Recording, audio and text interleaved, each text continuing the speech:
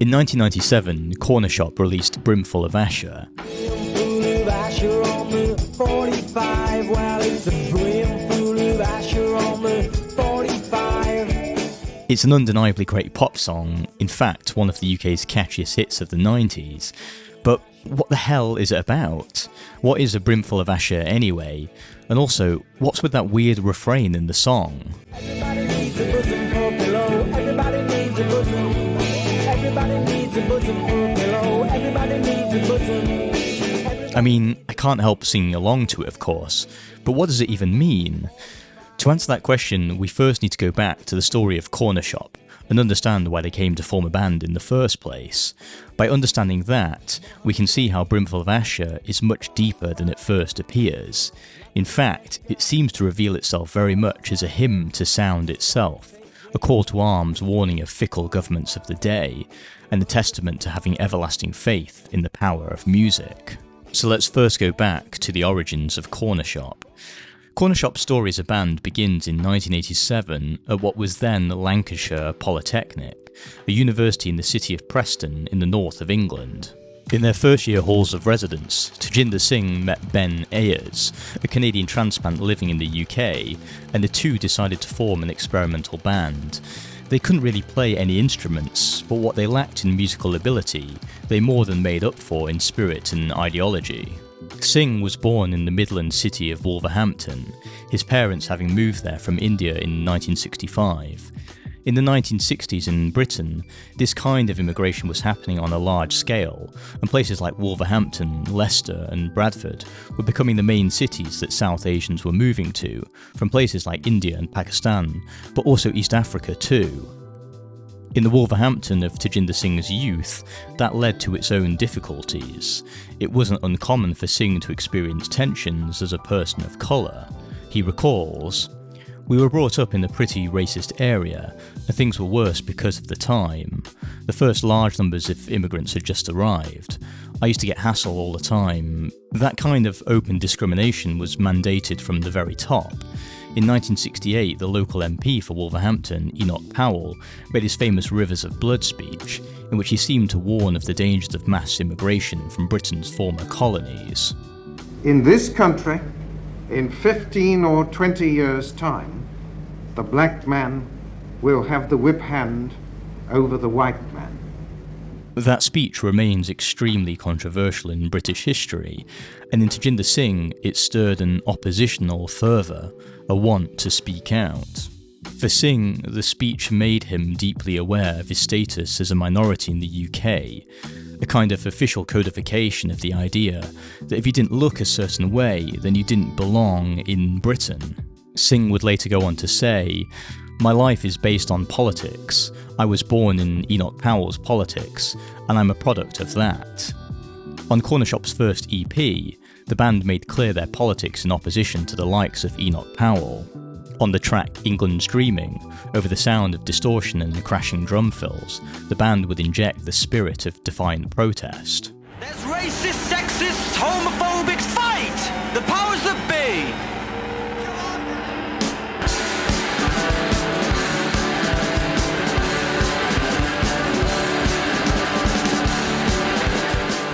As well as more mainstream contemporary influences like Daft Punk and the Beastie Boys, the band were also hip to the sound of Punjabi folk music, the sounds of which Singh had grown up listening to.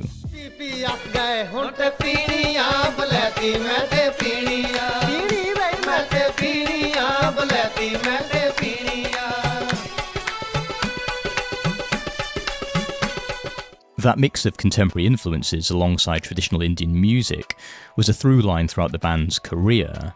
Even the band's very name, Cornershop, seemed to subvert the often derisory observation that South Asians in the UK could regularly be found manning the till at the local newsagent. By co-opting the diatribe, Cornershop seemed to be reclaiming an identity, kicking against the idea that Asians in the UK were meek, mild and milquetoast.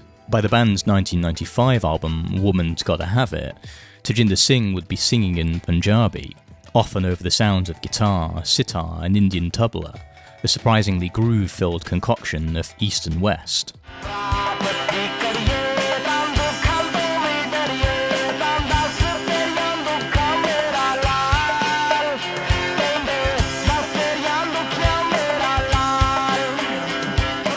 At the time, in the mid-90s, Britpop was all the rage.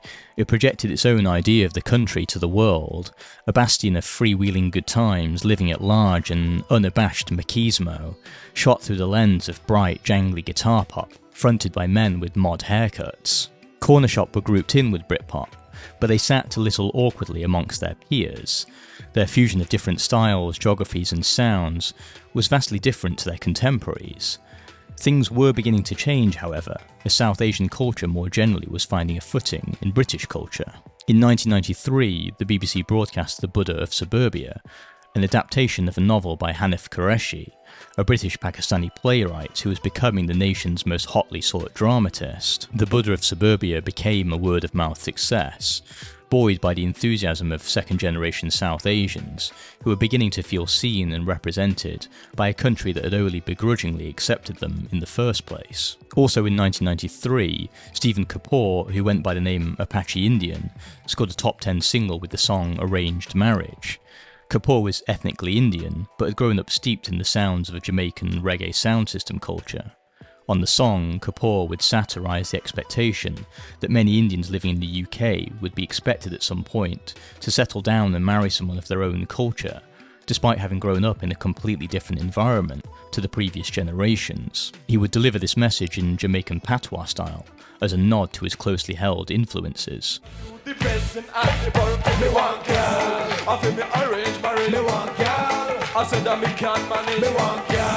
From over India, I take off in me rubber. I know me don't get married, I say me start to worry. Me have to tell you something.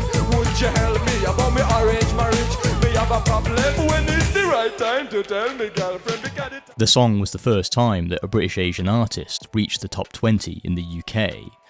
Against all expectations, Indian culture seemed to be having its own moment. Against this backdrop, and sensing the newfound vogue status Indian culture was enjoying, in 1995 Cornershop would release the lead single of their new album, Brimful of Asha. Held together by a repeating simple three-chord guitar riff, the song is insanely catchy.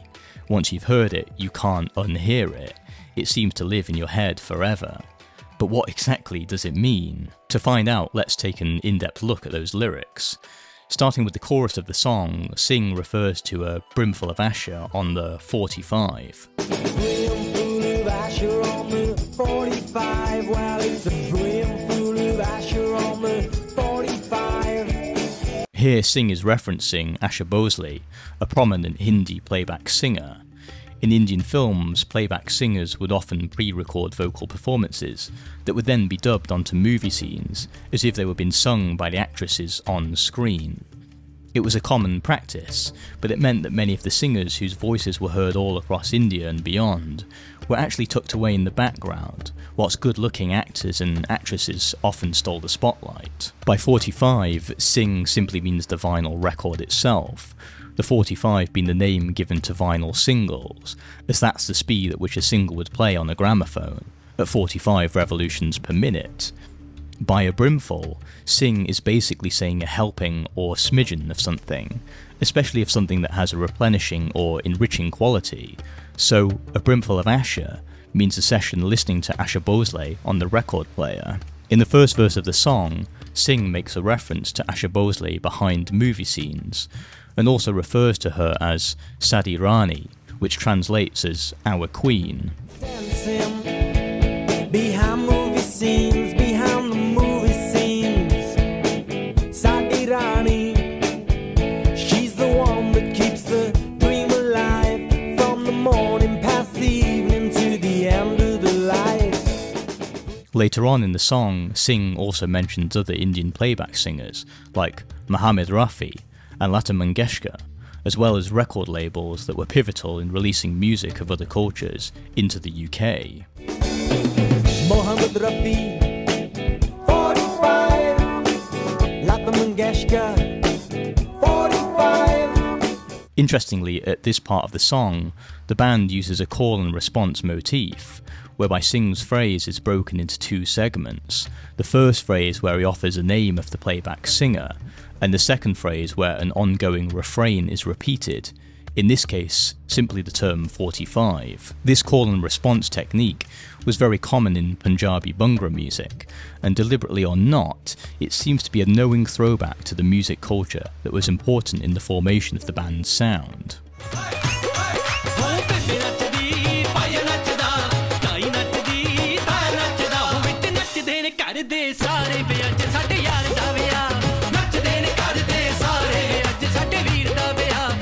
Elsewhere in the song, Singh makes reference to the band not caring about government declarations. We don't care about no government warning. As we've already seen, Singh was not shy about his politics. He'd been born into a constituency in which the local politician had openly said that he didn't want people of his kind. He'd also come of age in 1980s Britain, which saw the rise in constant agitation by the National Front movement. In this verse, he seems to be saying that people should reject the dogma of the day espoused by the national government or day-to-day politics. Instead, in the song, Singh seems to be saying that when rhetoric in the public space is divisive and hate-filled, you can always turn to the music, the record player on the 45, to get you through. It seems to be confirmed in that famous cryptic line. Everybody needs a bosom for a pillow. Everybody needs a bosom. Mine's on the 45. Here, when Singh talks about a bosom for a pillow, it seems to be a tongue-in-cheek inversion of the idea of a hand on your shoulder, or a shoulder to cry on. A bosom for a pillow seems to just be another way of intimating somewhere to seek solace, comfort and reassurance, and that for Singh comes in the form of the RPM, the vinyl spinning on the gramophone.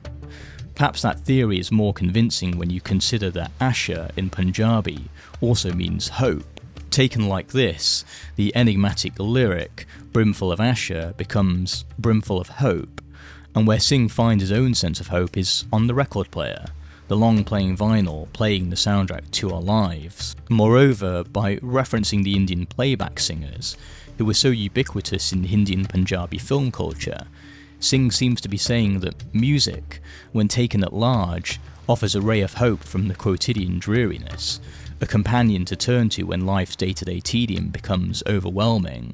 The song is saying that the very power of music is that you can find hope in sound, as perhaps the band members had also done, when everything around you can seem hopeless. Brimful of Asha entered the UK charts at number 1 in February 1998, with its success and ubiquity propelled to international fame by the Fatboy Slim remix, which perhaps is more known than the original version today. And dancing behind movie scenes, behind those movie screens. Asha Barkley. For better or for worse, the song went on to eclipse the rest of Cornershop's past and future catalogue. When asked later in his career whether he was happy with the legacy of Brimful of Asha, Tajinder Singh said, "You know, I probably am. There's a lot of reasons for that, because if there is ever a song that represents us, it's that song. The reasons why I'm saying that it represents us as a group is it's all about vinyl. It's all about politics. It's all about pushing against the governments. It's all about not taking what governments will give us. It's got references to French music. It's got references to Hindi music. It's got a whole heap of everything in there. There isn't really a better song that could represent what we were doing so expansively." What Singh says perfectly encapsulates Brimful of Asha, a song that on first listen appears to be an innocuous little pop song that somehow conquered the charts. On subsequent re-listens, however, it appears as some experiment of cultural synthesis, in which a young British man of Indian descent changes and pushes onward the dimensions of the pop song format. It's the sound of different cultural traditions coming together, the imagining of the power of pop over the force of politics, and the reminder of music's transportive potential. It's the bosom for a pillow we all turn to when times get tough. Let me know what you think of this song in the comments section below, and hit subscribe for more videos like this.